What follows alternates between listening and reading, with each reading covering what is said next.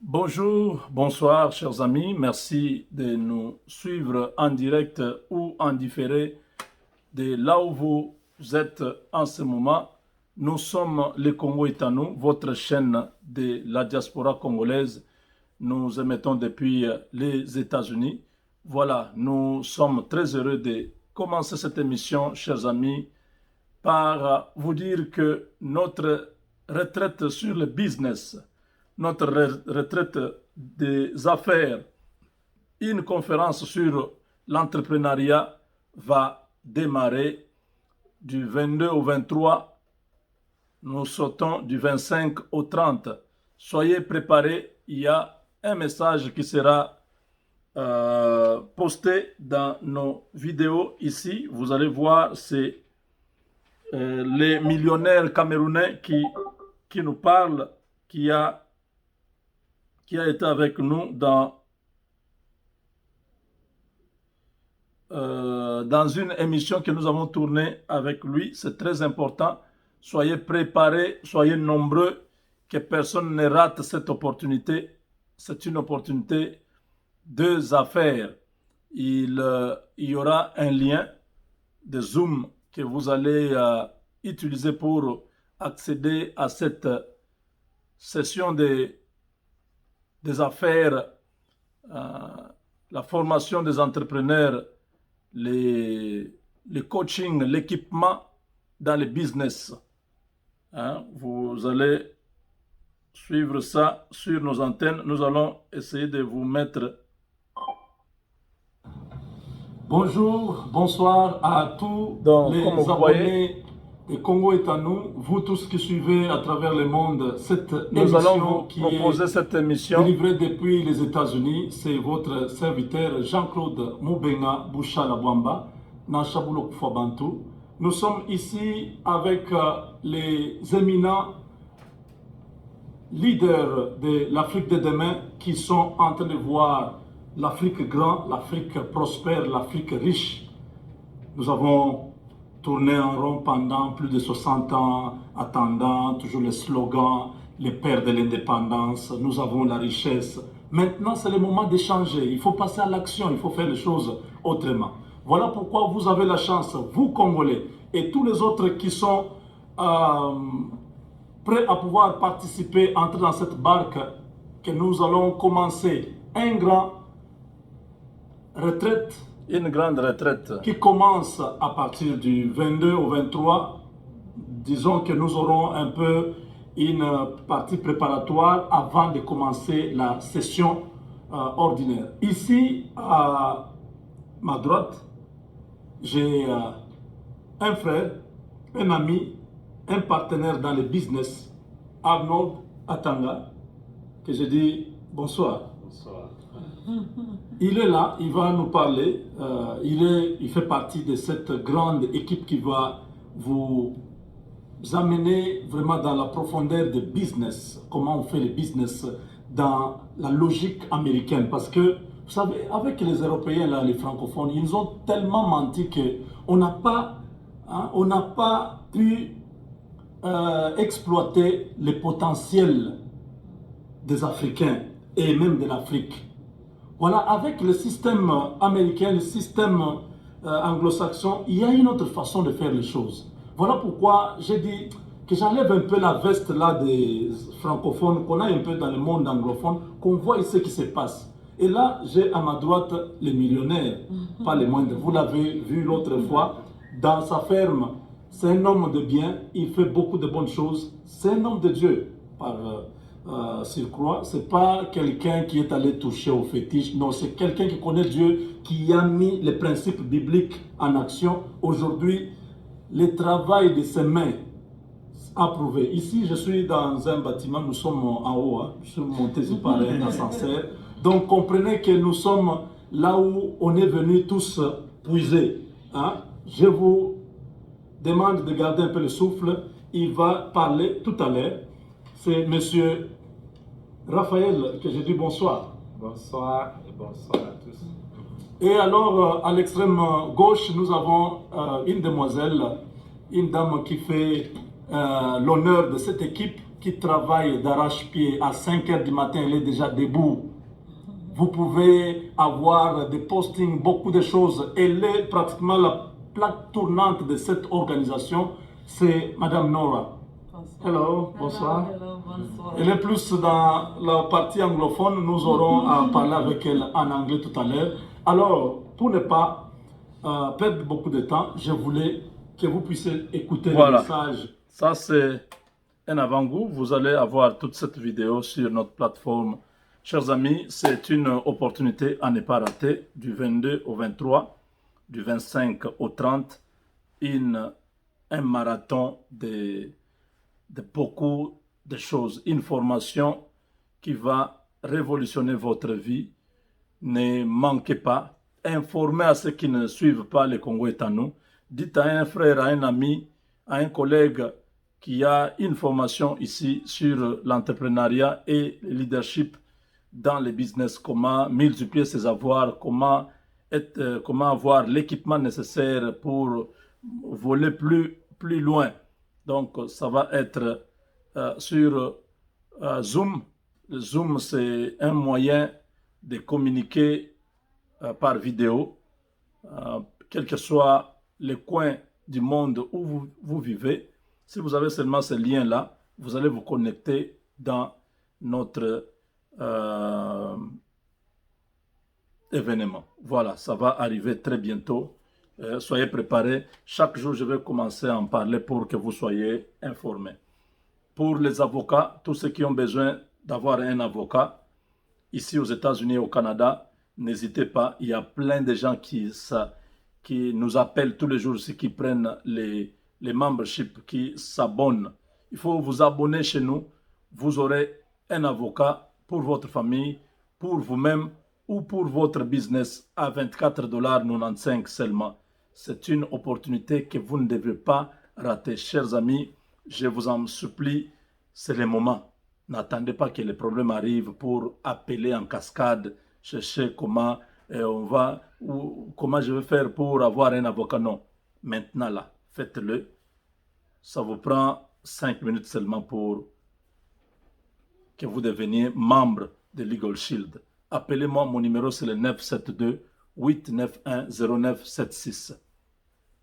J'ai dit, mon numéro c'est le 972-891-0976. Vous êtes au Canada, vous êtes aux États-Unis, appelez-moi anytime après ces émissions. Surtout, c'est bien dans l'après-midi. Hein? L'après-midi, je suis un peu plus libre. Voilà. Nous sommes, chers amis, au bout avec la tempête que Mike Hammer, l'ambassadeur américain, avait annoncé aux Congolais, à la classe politique congolaise, à tout le monde, quand il disait ça le 9 mai. J'étais le premier à comprendre le sens de cette phrase. Beaucoup n'avaient pas compris à l'époque. C'est après, quand j'ai commencé à en parler, j'ai parlé de ça après, je crois 2 jours après, j'ai commencé à parler de ce tweet-là.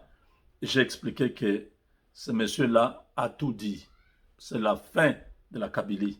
La tempête va balayer. La tempête va clean up. Parce que quand il prend l'image de la tempête, il est américain, il sait ce que c'est une tempête. Parce qu'aux États-Unis, nous sommes habitués.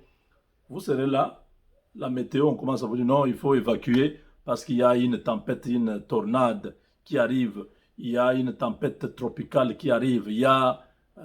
Ils ont beaucoup de noms là de tempêtes.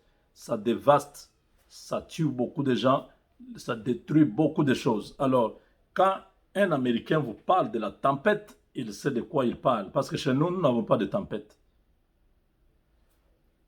En géographie, nous, on a étudié qu'il y avait des alizés chauds et les alizés humides qui traversaient les continents du nord au sud, du sud au nord. Ces alizés-là, sont des sortes de tempêtes tropicales, mais qui sont à l'intérieur du continent. Donc, ça ne fait pas beaucoup de dégâts. Comme ici, vous voyez, une voiture est projetée. Une tempête. comme une tourbillon, un tourbillon, oui, comme un tourbillon, ça peut emballer tout un quartier de maisons dévastées, de voitures projetées. Quand un ambassadeur, un diplomate dans un pays donné, il vous dit que la tempête arrive, il faut faire très attention. Les gens n'avaient pas compris à l'époque. Maintenant, tout le monde a compris clairement que la tempête avait déjà commencé à souffler. Maintenant, ça atteint la vitesse de croisière. Il n'y a plus rien qui reste. Elle est en train de balayer tout sur le passage. Kabila vient de recevoir la réponse de João Lourenço, le président angolais, qui a dit à Kabila de ne pas mettre ses pieds en Angola, ni lui, ni sa famille biologique, ni sa famille politique. Personne ne peut trouver refuge en Angola au cas où le système FCC venait à disparaître.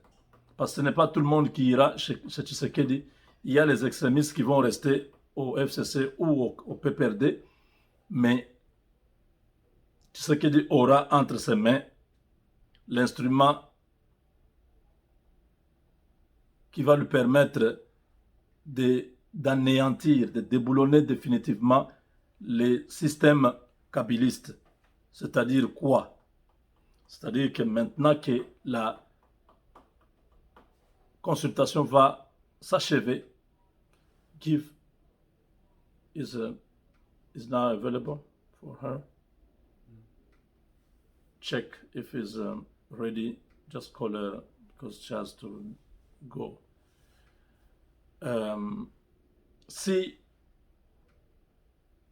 la consultation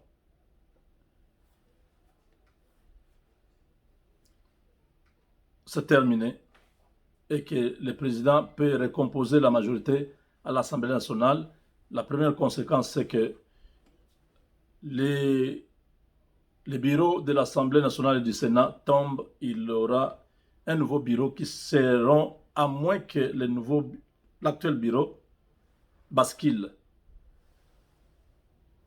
À moins que l'actuel bureau bascule du côté du président Félix. Mais si ce n'est pas le cas,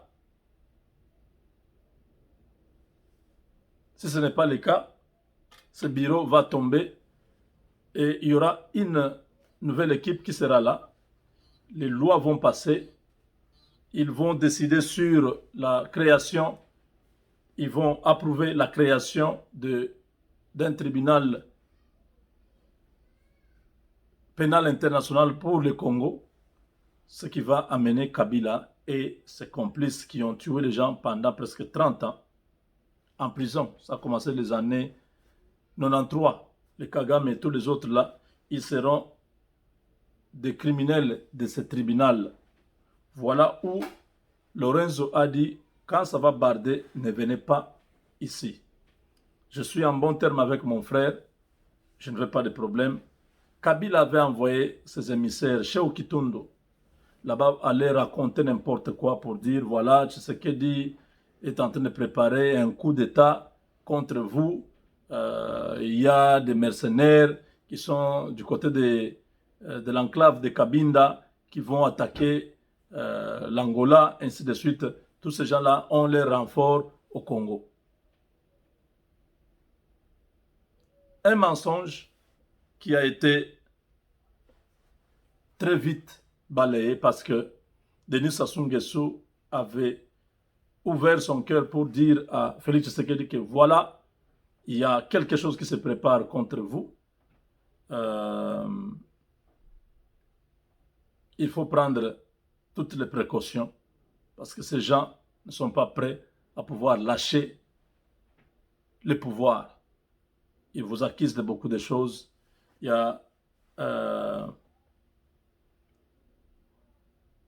avait le président de la Guinée équatoriale qui était là.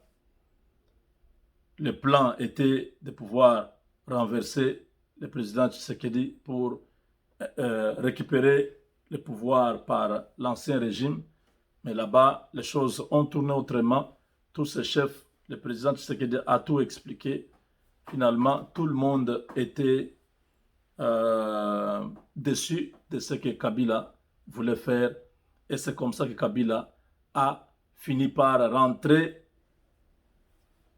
à Kinshasa, croyant que Tshisekedi n'était pas au courant de tout ce que lui et ses émissaires étaient en train de raconter à gauche, à droite pour discréditer l'image du Congo et ainsi fragiliser son régime, permettre à ce que des rébellions commencent. Parce que pour attaquer Kinshasa, on a besoin de l'Angola et du Congo-Brazzaville. Ce sont les deux pays qui sont proches de Kinshasa qui peuvent facilement faire l'affaire.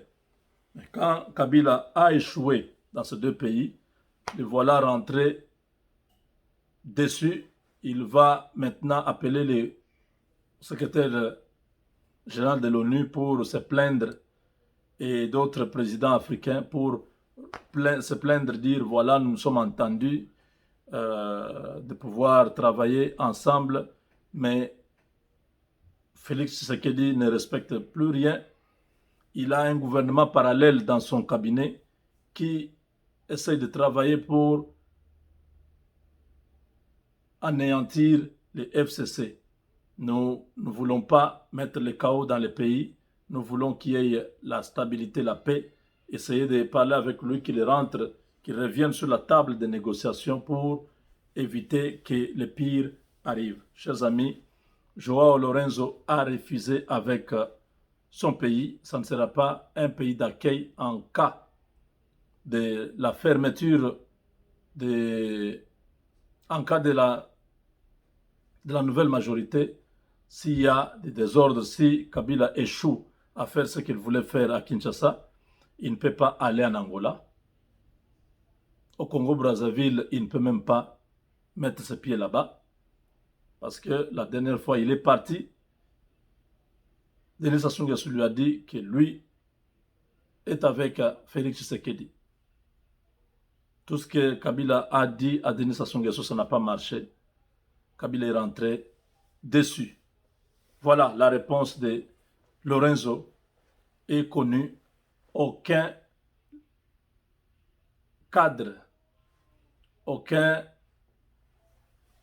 membre de l'actuelle mouvance kabiliste ne peut pas trouver refuge dans ce pays. Ils ont déjà des problèmes avec l'Europe, les États-Unis. Donc, s'il y a une place où ils peuvent partir, c'est dans des pays africains. Je ne sais pas, peut-être en Afrique du Sud, on ne sait pas. Voilà, chers amis, ce que nous avions à vous dire sur ce point. Kabila est dans une situation très difficile. Nous croyons que très bientôt, il va comprendre, il va se désengager de la politique. Il va laisser ces politiciens véreux qui sont en train de chercher à l'utiliser, se débrouiller seul et qu'il se retire, qu'il s'occupe de sa famille, il sera en paix au Congo. Mais s'il ose franchir la ligne en créant de l'instabilité dans le pays, c'est lui qui va être déstabilisé. L'Angola est avec les Américains. Ils ne voudront pas avoir de problèmes avec les Américains. Le Congo-Brazzaville est avec les Français. Actuellement, avec la France, il n'y a aucun problème. Félix Tshisekedi est en bon terme avec Macron. Je crois que si Félix Tshisekedi a envoyé des émissaires à travers l'Afrique, c'était effectivement pour aller expliquer partout où les mensonges avaient précédé. Kikaya Bin Karoubi en train de raconter tout à travers le monde. Cheikh Kitundu en train de raconter tout dans différentes capitales africaines. Et Félix Tshisekedi a fait la même chose. Il a délégué ses émissaires à travers l'Afrique. La ministre des Affaires étrangères est en Afrique du Sud. Et il y a certains conseillers et autres hommes de main de Félix Tshisekedi qui sont aussi à travers l'Afrique en train de faire ce même travail. Donc voilà, c'est la fin d'une dynastie, la fin d'un règne, c'est la fin d'une gloire. Parce que tout ce qu'on fait, c'est pour éviter la prison. Kabila s'arrange pour éviter la prison avec tous ces faux fuyants. Il sait que le tribunal pénal international pour le Congo aura bel et bien sa place. On va créer cela très bientôt. Avec Dieu, nous vaincrons. On se retrouve dans la troisième partie pour continuer cette même conversation. Nous avons beaucoup de sujets. Il faut que nous puissions vous permettre, surtout mes frères qui sont à Kinshasa, qui n'ont pas beaucoup de mégas pour suivre l'actualité.